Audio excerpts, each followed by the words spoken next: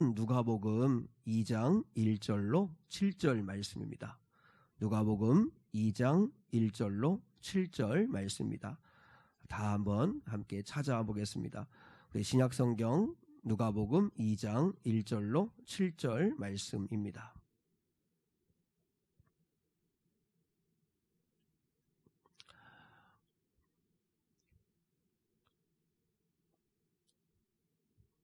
우리 한 절씩 하나님 말씀을 읽겠습니다. 했어요. 다 했어. 그래. 우리 성탄절에 많이 읽는 말씀이기도 한데, 그런데 또 다른 각도에서 말씀을 좀 보려고 해요. 우리 한 절씩 읽을게요. 그때에 가이사 아고스도가 영을 내려 천하로 다 호적하라 하였으니, 이 오적은 구레뇨가 수리아 총독이 되었을 때 처음 한 것이라. 모든 사람이 호적하러 각각 고향으로 돌아가매, 요셉도 다윗의 집 족속이므로 갈릴리 나사렛 동네에서 유대를 향하여 베들레헴이라 하는 다윗의 동네로 그 약혼한 마리아와 함께 호적하러 올라가니 마리아가 이미 잉태하였더라. 거기 있을 그때에 해산할 날이 차서 7절 함께요. 첫 아들을 낳아 강보로 싸서 구유에 뉘었으니 이는 여관에 있을 곳이 없음이러라. 아멘. 오늘 설교 제목을 나사렛 동네에서 베들레헴 동네로, 나사렛 동네에서 베들레헴의 동네로 라고 하는 제목이에요. 우리 4절의 말씀이 오늘 핵심 구절의 말씀인데, 이 말씀을 중심으로 오늘 말씀을 좀 나누려고 해요. 요셉도 다윗의 집 족속이므로 갈릴리 나사렛 동네에서 유대를 향하여 베들레헴이라고 하는 다윗의 동네로 그 약혼한 마리아와 함께 호적하러 올라가니, 이렇게 되어 있죠. 그러니까 오늘 요셉과 마리아가 이제 갈릴리 나사렛이라고 하는 마을에 살았는데, 그런데 이제 다윗의 동네인 베들레헴으로 올라가게 되었다. 그러니까 올라갔다는 이야기는 실질적으로 이 다윗의 동네 베들레헴이 높은 고지에 있었기 때문에 올라갔다, 이제 이렇게 되어 있는데요. 이 거리가 140km입니다. 그러니까 그렇게 뭐 또 가까운 거리는 아니죠. 마리아와 요셉이 신혼여행을 떠나는 게 아닙니다. 마리아와 요셉이 휴가여행을 가는 것도 아닙니다. 1년 동안 정말 준비해서 휴가 가는 그런 여행이 아니에요. 또 경조사가 있어가지고 어쩔 수 없이 베들레헴에 가는 그런 여행도 아닙니다. 근데 이들이 왜 140km나 되는 이 먼 거리를 여행하게 되었을까? 이유는 하나입니다. 1세기 로마의 황제 가이사 옥타비아누스, 아고스토라고 하는 이제 별칭이 있는데, 옥타비아누스라고 하는 본명을 가진 이 가이사 황제가 내린 호적 명령 때문에 그렇습니다. 아고스도 황제가 이 호적 명령을 내린 이유는 하나예요. 뭐냐면 세수를 확보하기 위해서요. 더 많은 세금을 걸어들이기 위해서 정확한 인원 파악을 하는 거죠. 그래서 이제 자신이 다스리고 있는 로마의 통치권 안에 있는 모든 나라에 호적 명령을 내린 거예요. 그래서 이제 세금을 더 걷어들이려고. 그러니까 이제 황제가 되었는데 이제 국고에 이 곳간을 좀 더 늘리려고 하는 목적을 가지고 자신의 통치 영역 안에 있는 모든 사람들에게 호적 명령을 내린 거죠. 그래서 마리아와 요셉도 본적이 어디냐면 이 요셉이 바로 유다 지파이기 때문에, 그래서 유대 땅 베들레헴이라고 하는 곳으로 호적하러 가게 되었다는 것이죠. 근데 오늘 본문에 보니까 이 지금 마리아는 홀몸이 아니죠. 그래서 5절에 보면 그 약혼한 마리아와 함께 호적하러 올라갔는데 마리아가 이미 잉태하였더라 라고 이렇게 말씀하고 있습니다. 한번 그러니까 여러분 한번 생각해 보세요. 얼마나 힘든 상황일까요? 만삭의 몸으로 140km를 여행한다는 건 이거 절대 쉬운 일이 아니잖아요. 지금처럼 무슨 뭐 비행기를 타고 가거나 아니면 자동차를 타고 가거나 그렇게 해서 가는 여행이 아니에요. 또 요셉은 가난하기 때문에 그래서 그저 어린 낙이 어린 나귀 하나를 구해가지고 그래서 자기가 고삐를 잡고 그리고 그 나귀에 만삭의 몸을 가진 그 마리아를 태우고 그리고 140km를 여행하니까 다른 사람처럼 빨리 갈 수가 없어요. 그러니까 천천히 여행을 하는 거예요. 만삭의 여인을 데리고 여행한다는 게 쉽지 않으니까 제가 한번 생각해 보니까 아무리 많이 갔어도 하루에 한 20km 정도 가지 않았을까 그런 생각이 들어요. 그러면 최소한 일주일에서 열흘의 여행이 걸리는 거죠. 왜 이들이 이런 어려움을 감수하죠? 만삭의 몸을 입인 그 아내 이제 정혼한 마리아를 나귀에 태우고 그리고 요셉이 베들레헴으로 가는 이유가 뭐죠? 이유는 가이사 황제의 욕심 때문입니다. 가이사 황제가 바로 세금을 더 걷어들이기 위한 목적을 가지고 호정 명령을 내렸기 때문에 그래서 지금 이스라엘 사람들은 나라를 잃고 로마의 지배를 받고 있기 때문에 어쩔 수 없이 로마 황제의 명령을 따라서 그 먼 길을 힘들지만 가는 거죠. 여러분 여기까지가 제가 설명한 게 이게 드러난 역사입니다. 드러난 역사. 이제 겉으로 드러난 역사적인 사실이에요. 그런데 이들이 나사렛 동네에서 140km나 되는 베들레헴 동네로 여행하게 되어진 이유가 이것만 있는 건 아니라는 거죠. 잘 아시다시피 우리 아마 장로님 원사님들이나 또 예배하는 여러분들은 아실 텐데 이유가 뭐죠? 이유는 하나님의 예언의 말씀이 이루어져야 하기 때문이죠.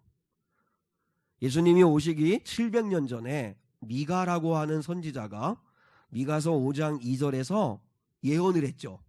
뭐라고 예언을 했냐면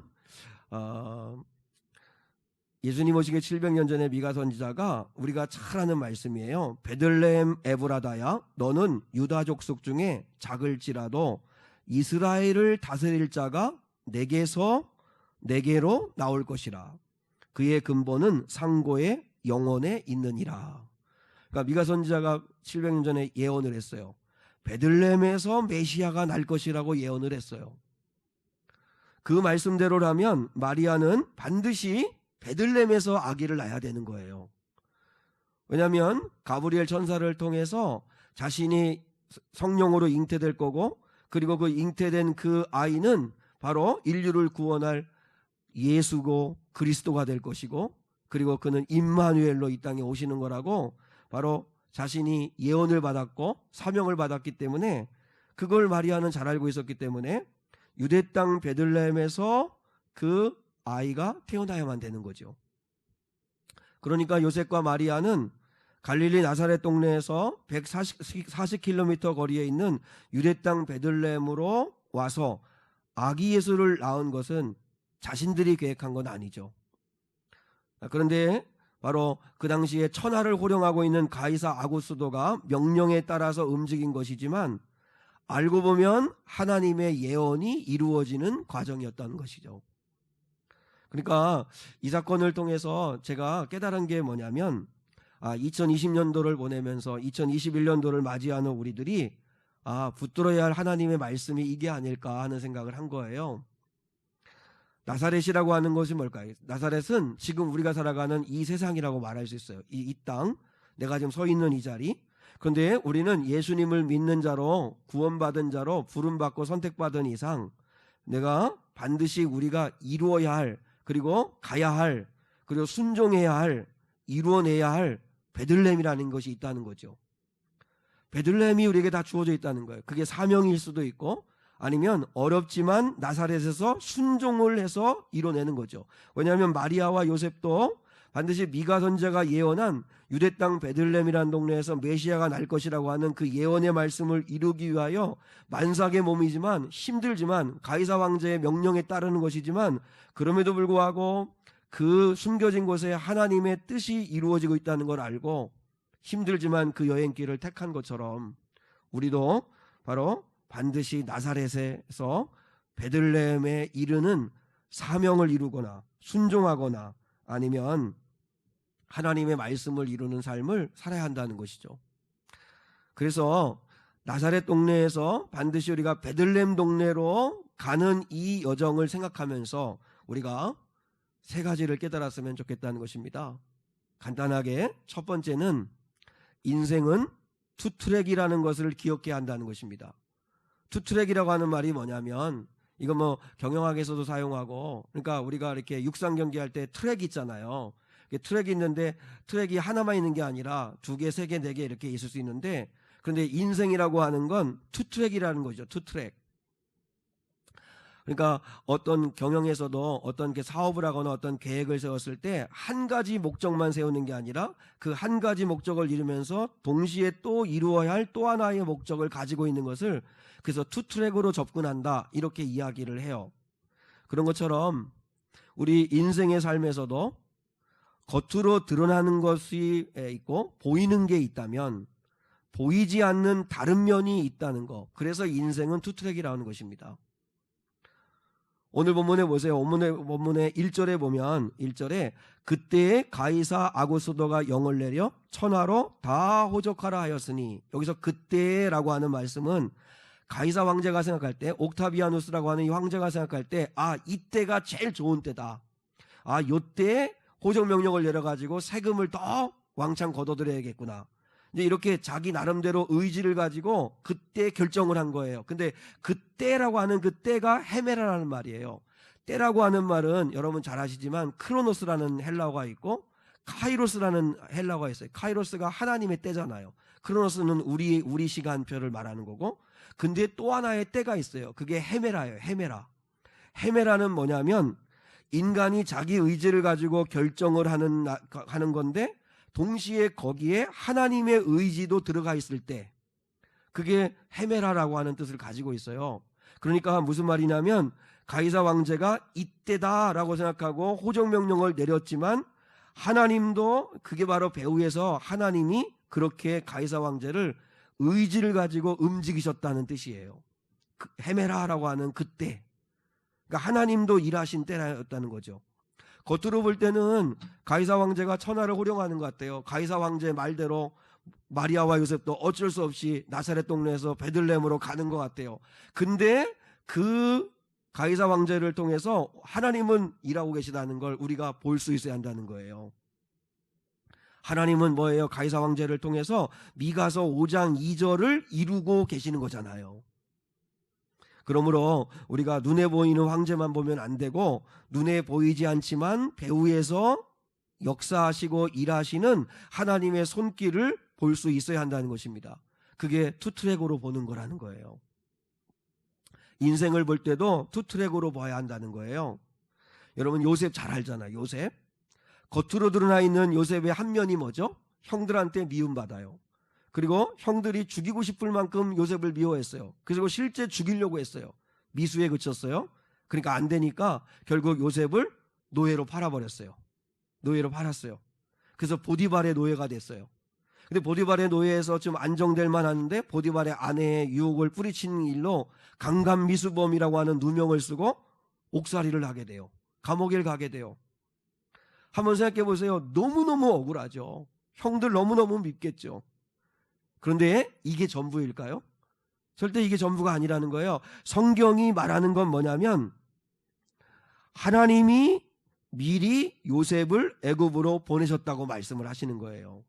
겉으로 볼 때는 한 트랙으로 보면 형들한테 미움받아가지고 형들이 완력을 써가지고 어린 요셉을 노예로 팔아서 그렇게 해서 보디발의 종놀이하고 자기 의지라고는 전혀 없는 것처럼 그렇게 맨날 노예 생활하고 옥살이하고 억울한 누명 쓰고 이렇게 산 것 같은 한 트랙이 보이는데, 또 한 트랙 속에는 뭐가 있냐면 하나님이 요셉을 미리 애굽으로 보내셨다고 말씀하신다는 거예요. 그게 어디에 있냐면 한번 찾아볼게요. 시편 105편 16절로 19절이에요.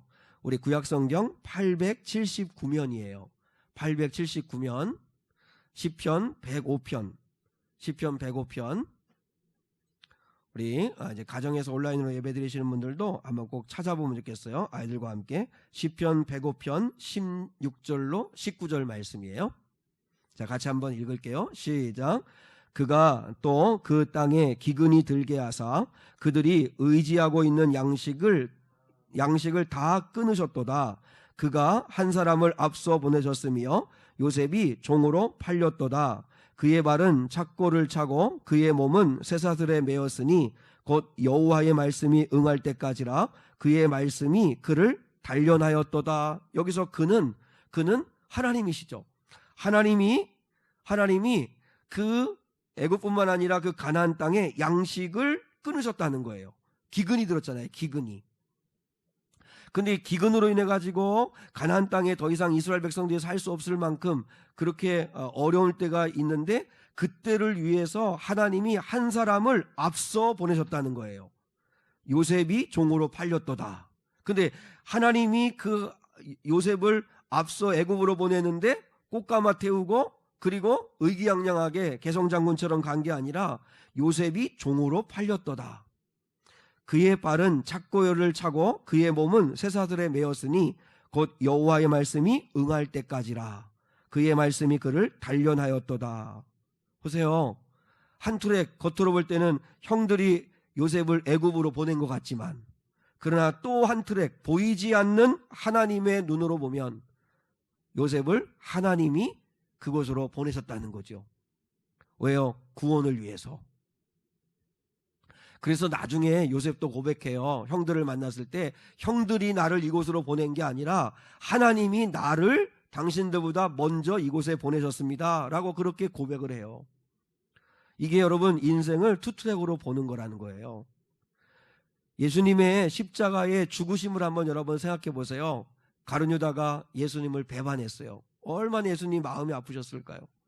대상들한테 가서 이야기했어요. 예수를 넘겨주겠다. 대상들도 포기했어요. 왜냐하면 6월절 전에는 안 되겠다. 틀렸다. 그래서 포기했는데 12제자 가운데 하나의 제자인 가룟 유다가 와가지고 돈 얼마 줄 거냐? 내가 넘겨주겠다. 빨리 잡아라. 그래서 서로 공모해가지고 대상들이 의기양양해가지고 돈 주고 그 다음에 예수님을 잡습니다. 그리고 십자가에 죽입니다.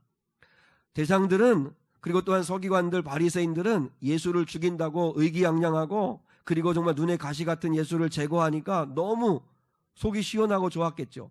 그런데 그건 한 트랙이고 또 한 트랙은 뭐죠? 그들은 전혀 알지 못했어요. 사단도 알지를 못한 거죠. 하나님이 인류를 구원하시기 위하여 독생자 예수를 십자가에 죽게 하신다는 사실을 그들은 몰랐던 거죠. 여러분, 항상 인생을 볼 때마다 이렇게 투트랙으로 봐야 한다는 거예요. 하나님의 일하심이 있다는 사실을 믿을 수 있기를 축복해요. 이렇게 보이는 것만 보지 말고 환경만 보지 말고 우리가 하나님을 의지하면 그 배후에서 역사하시는 하나님의 일하심을 반드시 우리가 볼 수 있어야 한다. 그래서 인생을 볼 때마다 우리가 투트랙으로 보자는 거예요. 2020년도에 참으로 어려운 일들 많이 겪었는데요. 앞으로도 난리와 난리의 소문들이 끊이지 않을 거고 예수 믿는 사람들은 더 미움받고 더 핍박받는 일들이 생길 텐데, 그럼에도 불구하고 하나님을 우리가 보이지 않는 하나님의 손길이 있다는 사실을 기억하고 믿음을 가지고 달려갈 수 있기를 주님의 이름으로 축복합니다. 두 번째, 이 사건을 통해서 우리는 매 순간 하나님을 인정하는 태도를 갖자는 것입니다. 매 순간 하나님을 인정하는 태도를 갖자. 그게 오늘 요셉과 마리아가 나사렛 동네에서 베들레헴 동네로 오는 이 사건을 통해서 깨달아야 되는 거죠. 보세요. 요셉과 마리아는 베들레헴에서 메시아가 난다는 걸 알았죠. 그렇다면 베들레헴에 가야 되는데, 근데 한번 생각해 보세요. 요셉과 마리아가 베들레헴으로 가야 할 명분이 없잖아요. 명분이. 이 당시에는 마을 중심이고 철저한 가족, 친족 중심의 사회이기 때문에 어른들의 허락 없이는 정혼한 남자와 여자가 이렇게 먼 길을 간다는 건 자기 마음대로 결정할 수 있는 일이 아닙니다. 그리고 어떤 학자들은 그렇게 얘기해요. 마리아가 임신한 거를 그때까지 요셉이 지혜롭게 숨기고 있었을 거라고. 근데 점점점 배는 불러오고 이제 그 나사렛에서 그대로 있다가 꼼짝없이 아기를 낳으면 처녀가 아이를 낳는 거니까 난리가 날 거고, 그러면 마리아는 돌에 맞아 죽을 수도 있고 아이도 위험할 수 있고, 그래서 어떻게든지 그 나사렛을 피해야 되는데 명분이 없잖아요. 명분이. 그런데 마침 그때 가이사 황제가 호정 명령을 내리는 거죠. 그러니까 명분이 생긴 거잖아요. 그러니까 그들이 기꺼이 베들레헴으로 갈 수 있었다는 거죠. 그래서 이렇게 이야기해요. 가이사 황제가 천하를 호령하는 것 같고, 그리고 자기가 말 한마디에 모든 사람들이 다 움직이는 것 같은 최고의 권력을 가진 것 같지만, 실상은 마리아와 요셉을 베들레헴에 데려다주는 안내자 역할을 했을 뿐이다, 이렇게 해석을 했어요. 정말 맞는 말 아니에요? 가이사 황제는 자기가 천하를 다 호령하는 것처럼 권력을 가지고 있고 권세를 가지고 있는 것처럼 생각했지만, 그러나 정작 그의 사명은 마리아와 요셉을 베들레헴으로 가게 하는 안내자 역할만 한 거예요. 보세요.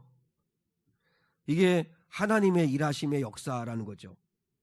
나한테 왜 이런 일이 벌어질까?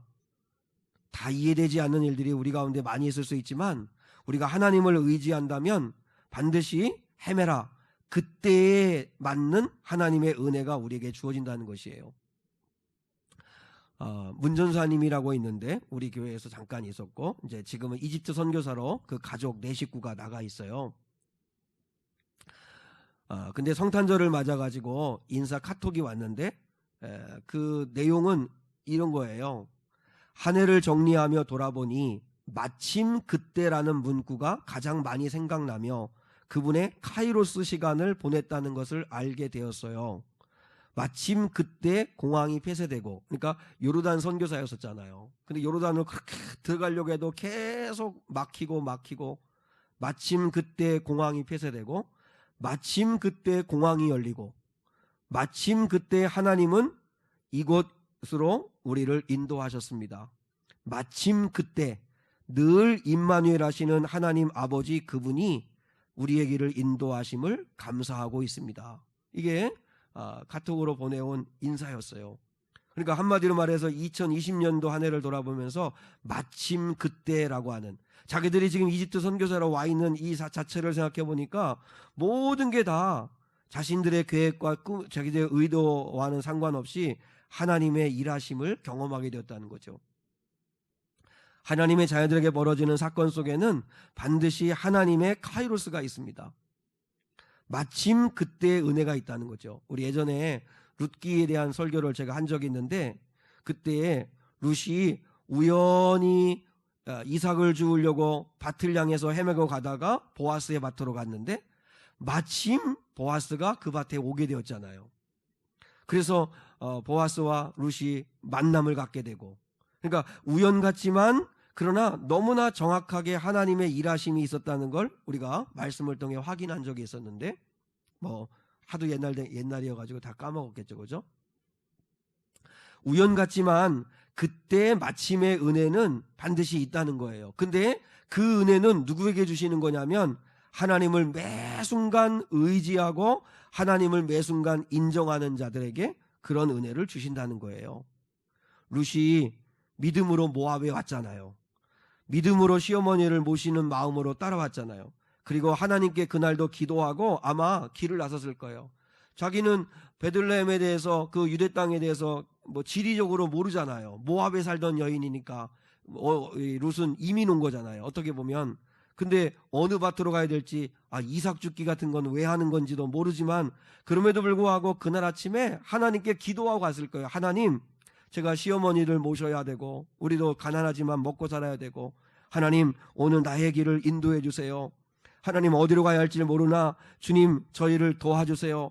그렇게 기도하고 매 순간 주님 의지하고 갔을 때 하나님은 우연 같지만 그의 길을 인도하셨고, 그때 마침 보아스를 만나는 은혜를 주시고, 그리고 새로운 인생의 길을 열었던 것을 우리가 경험할 수 있다는 거죠. 여러분, 우리의 삶에도 이런 은혜들이 얼마든지 있다는 것입니다. 앞으로 우리가 살아갈 때에 하나님의 이런 은혜를 부어주실 것을 기대할 수 있기를 축복합니다. 모든 사건에 하나님을 초청하세요.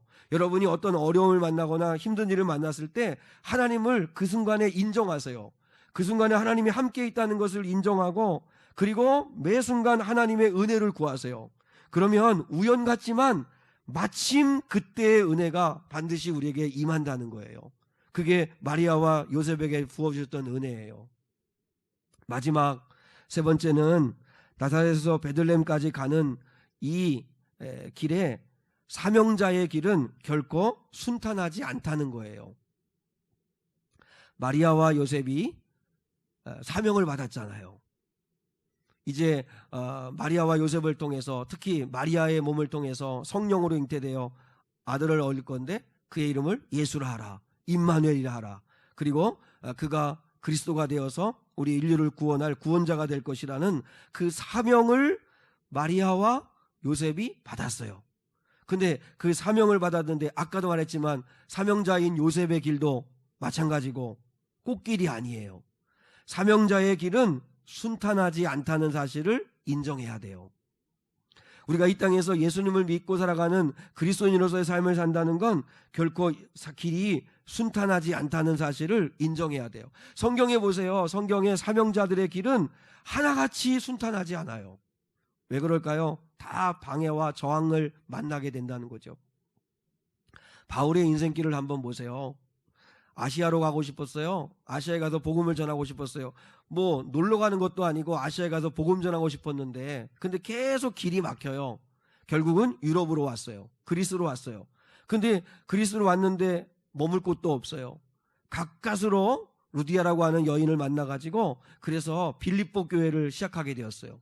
이제 전도를 이제 힘있게 이제 정말 사기충천해서 하려고 하는데 그 길을 오고 갈 때마다 그 귀신 들려 점치는 한 여종이 계속 바울을 괴롭게 하는 거예요. 그래서 예수 그리스도의 이름으로 그 여종을 깃들어 있던 그 귀신을 내어 쫓았어요. 그럼 여러분 칭찬받아야 할 일이잖아요. 귀신을 내어 쫓았으니까 이 여인이 이제는 제정신이 되고 얼마나 좋아요.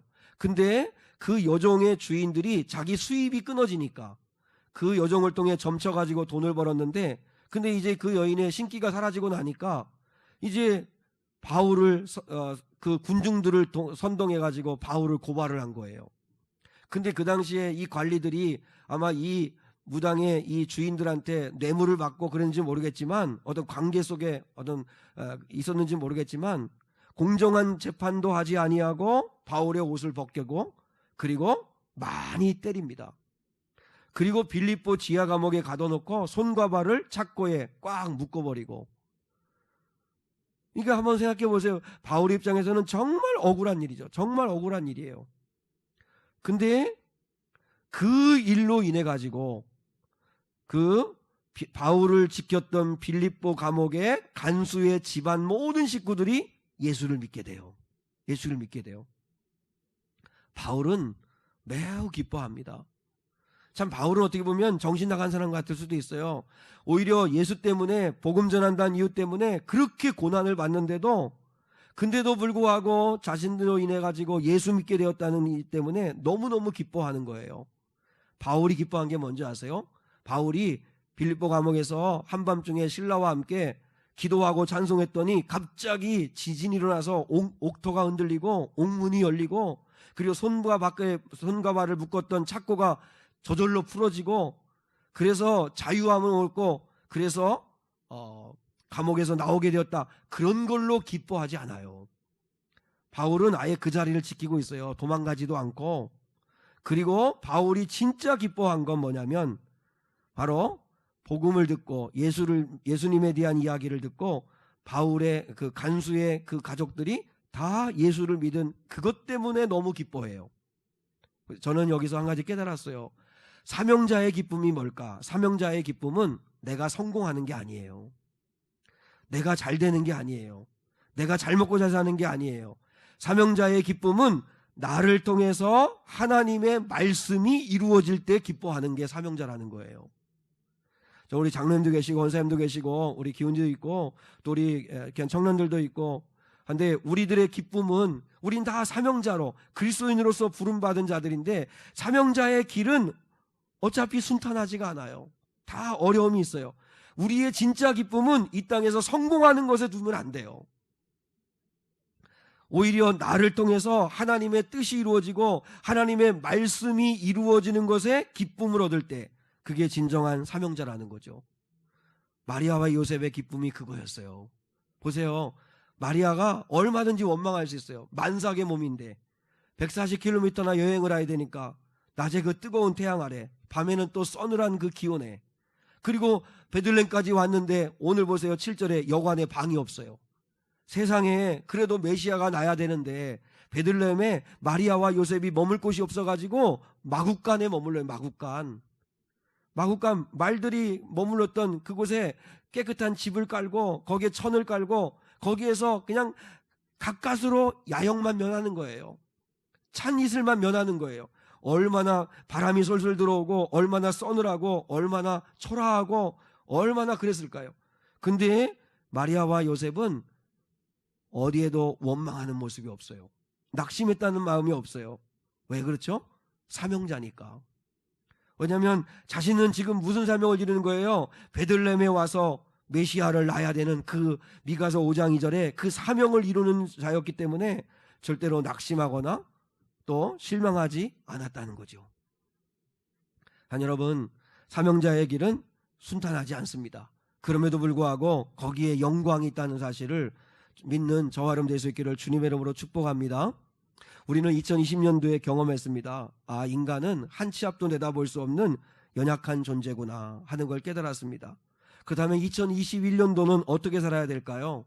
오늘 말씀을 정리합니다. 첫 번째는 인생을 항상 투트랙으로 보자.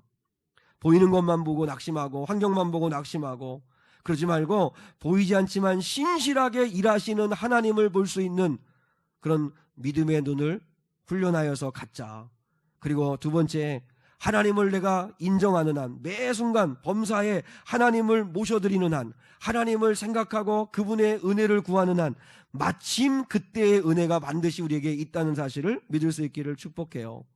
그리고 세 번째, 사명자의 길은 순탄하지 않아요. 우리가 예수를 믿는다는 거, 여러분 마태복음 23장에도 있지만 앞으로 난리와 난리의 소문들은 더 늘어갈 거고, 예수님을 제대로 믿으면 믿을수록 세상은 우리를 미워할 거고, 그리고 환난과 핍박이 있을 수 있다는 거예요. 사명자의 길은 순탄하지 않아요. 그럼에도 불구하고 영광이 있어요.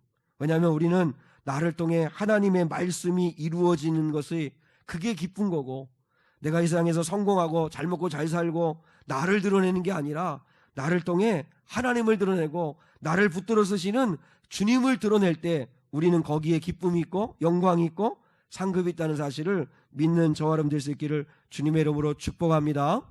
그런 은혜가 우리 성도들에게 임할 수 있기를 주님의 이름으로 축복합니다. 우리 한번 이 시간에 찬송하기 전에 잠깐 우리 결단의 기도를 하나님께 드리겠습니다. 우리 반주에 맞춰서 결단의 기도를 드리고 싶은데, 첫 번째는 인생을 투트랙으로 보는 눈을 주십시오. 이렇게 기도하겠습니다. 보이지 않지만 역사하시는 하나님의 손길을, 숨결을 느끼며 살 수 있게 해주십시오. 그리고 가이사 황제가 세상을 호통치고 호령하는 것 같지만 그러나 실제로 역사를 다스리고 주관하시는 분이 하나님이라는 사실을 내가 믿고 매 순간마다 하나님 인정하고 시인하게 하옵소서. 그래서 마침에 그때의 은혜를 주옵소서. 그리고 내가 부름받아 나선 이 몸, 사명자 그리스도인으로서의 삶을 사는 게 순탄하지 않을 수 있지만 그럼에도 불구하고 낙심하지 말고 하나님만 붙들고 믿음으로 나가게 하옵소서 하고 오늘 주신 말씀 생각하면서 잠깐 같이 한번 반주에 맞춰서 기도하겠습니다. 하나님 아버지 감사합니다. 거룩하시고 자비하신 아버지 하나님, 인생을 투트랙으로 볼 수 있는 눈을 열어주시옵소서. 하나님 아버지, 마리아와 요셉이 정말 가이사 황제의 호령에 호적 신고하라고 호적 명령을 내린 그 명령에 어쩔 수 없이 아버지 베들레헴 동네로 온 것 같았지만 그러나 그 배후에서 하나님은 미가서 5장 2절의 말씀을 이루셨고, 그리고 하나님 아버지 나사렛에서 베들레헴으로 갈 수 있는 명분을 하나님이 주셨습니다. 가이사 황제가 천하를 호령하는 것 같았지만 그는 마리아와 요셉을 베들레헴으로 인도하는 안내자였을 뿐이었습니다. 정말 역사를 나시는 분은 하나님이시고 하나님이 인도하실 때 능치 못할 일이 없는 줄 믿습니다. 아버지, 매 순간마다 어떤 일을 만날 때마다 낙심하지 말게 도와주시고 하나님을 인정하게 도와주시고, 그래서 하나님께서 그때의 은혜, 마침의 은혜를 우리에게 늘 베풀어 주시었기를 원합니다. 아버지, 사명자의 길은 순탄하지 않습니다. 어려움이 있습니다. 고비도 있습니다. 하나님 아버지여, 힘겨웠기도 할 수 있습니다. 그럼에도 불구하고 나를 통해 하나님의 역사가 나타나고 하나님의 말씀이 이루어지고 뜻이 이루어진다면 그것으로 기뻐합니다. 감사합니다. 그렇게 고백하며 살 수 있는 2021년도가 되게 하여 주시옵소서. 주님, 오늘 성구영신 예배 일부 예배에 참여한 성도들을 축복하시고 하나님께서 인도하여 주시옵소서. 감사하며 사랑이 많으신 예수님의 이름으로 기도하옵나이다. 아멘. 제가 켰어야 되는데. 이렇게 한번 인사 한번 드리겠습니다. 새해 주님이 주시는 복 많이 받으십시오 하고 우리 한번 옆에 사람들한테 눈 인사하면서 작은 소리로 한번 인사하겠습니다. 새해 주님이 주시는 복 많이 받으십시오. 네, 정말 주님이 주시는 복 많이 받을 수 있기를 축복합니다. 370장 우리 찬양하겠습니다.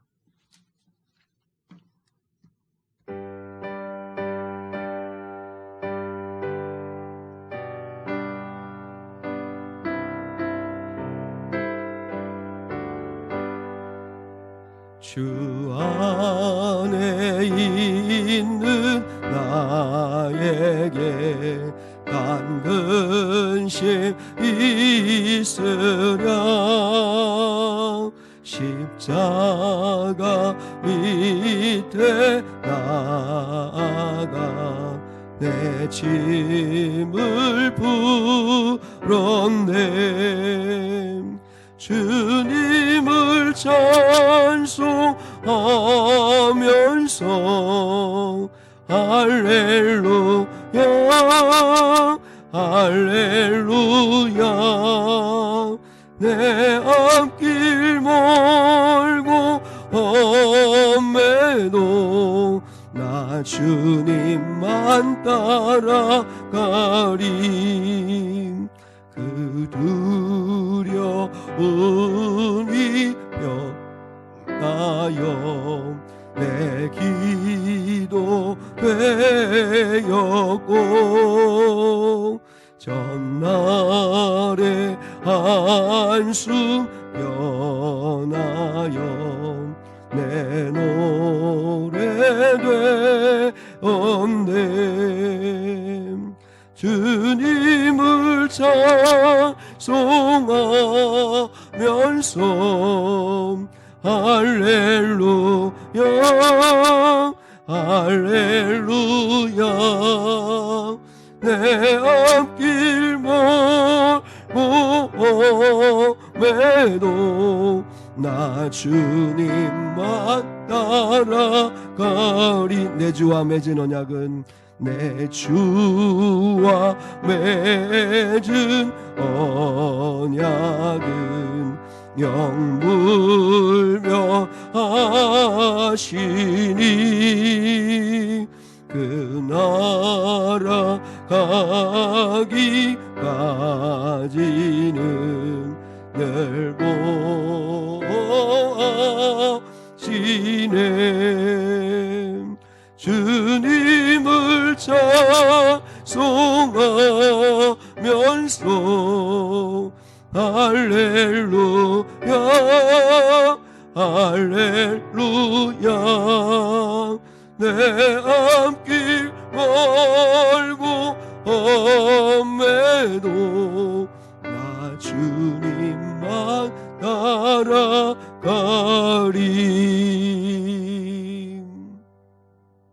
지금은 우리 주 예수 그리스도의 은혜와 하나님 아버지의 극진하신 사랑과 성령 하나님의 함께하시며 동행하시며 인도하여 주심이 이제 2021년도를 맞이하는 이 길목에서 무엇보다도 인생을 두트랙으로 바라보며 하나님의 보이지 않지만 역사하시는 손길을 느끼며 하나님 아버지 가이사 황제가 호령하는 것 같지만 하나님이 역사를 다스리고 있음을 믿고 그분 바라보고 그분 의지하고 그분과 동행하여 놀라운 하나님의 복을 받아 누리는 거룩한 미래교회 성도들 되게 하여 주시고 그렇게 살기를 원하는 예배자들 위에 이제로부터 영원까지 함께 하시기를 간절히 축원하옵나이다. 아멘.